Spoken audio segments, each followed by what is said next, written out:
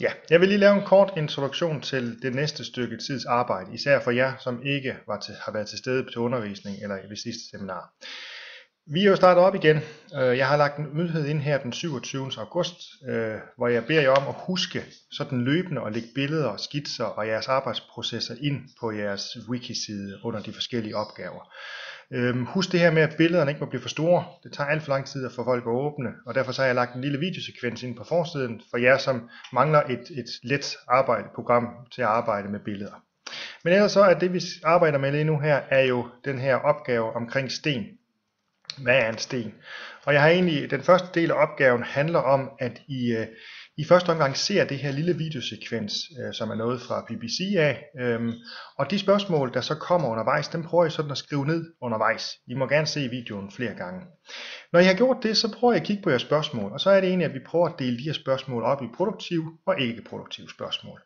Produktive spørgsmål, eller hvad sige, ikke-produktive spørgsmål, er spørgsmål, som sådan bare kan slås op. Så hvis I for eksempel kommer til at tænke på, jamen, hvad hedder de forskellige magmabjergarter, eller de der Icarus Rocks, som de snakker om i videoen, jamen så vil det være noget, vi bare kan slå op i en bog.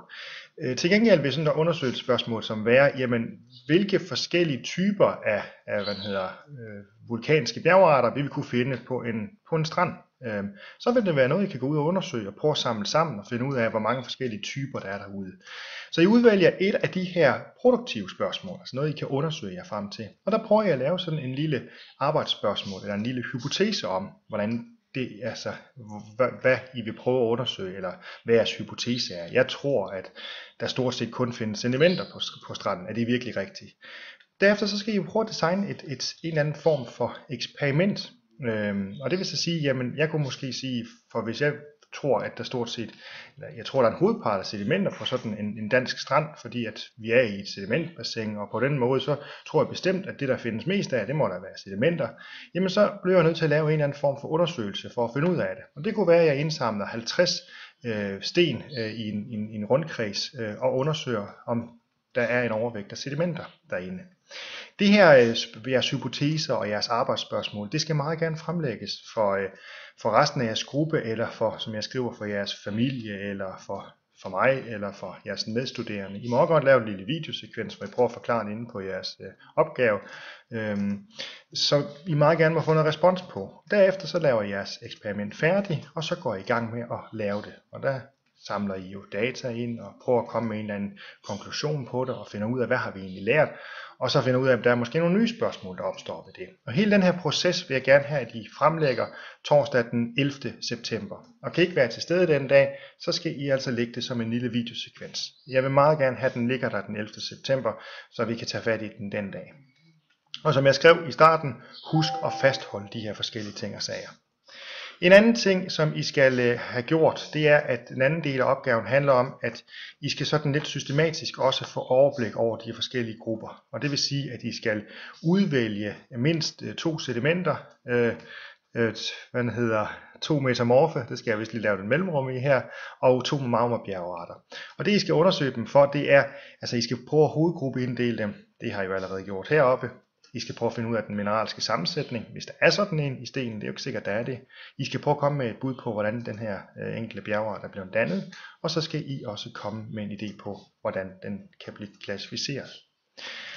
Jeg har lagt noget hjælpestof ind i forhold ud over det, som ligger i forhold til jeres til det læsestof, I får undervejs. Der er sådan en lille idé til noget eksperimentelt omkring kysten, som I kan gå ind og arbejde med. Vi har ved første seminar især arbejdet med mineraler, og man kan sige, at mineraler er især noget, man undersøger, når man arbejder primært med magma og metamorfe bjergarter, ikke så meget med sedimentære bjergarter. Det finder I nok ud af, når I arbejder videre. Men hvis man kigger på jeres side herinde, altså på forsiden igen, så har de forskellige grupper, der var der i torsdags, lavet nogle små videoer om forskellige måder, hvorpå man kan undersøge, hvordan de enkelte små mineraler i sådan en bjergart, den vil være. Vi finder jo ikke normalvis ikke rene mineraler på stranden, der vil vi finde en bjergart, som er et eller andet aggregat, altså en blanding af mange forskellige mineraler i sig. Men man kan jo så undersøge hver enkelt mineral i stenen for at lave en slutbestemmelsen af det. Og der ligger nogle små videoer, som er blevet lavet ved sidste seminar. Jeg tror, der mangler en, der ikke skal nok komme ind og ligge. I forbindelse med det ligger der også nogle diashow derinde, som I kan hente for at få en idé om, hvad det er, vi har arbejdet med på klassen, og hvad det er, I skal lægge mærke til de forskellige steder. Men det var alt for mig lige nu her. Vi snakkes ved. Sådan en video må kun vare 5 minutter, og jeg er lige overskredet grænsen, så vi ses. Hej.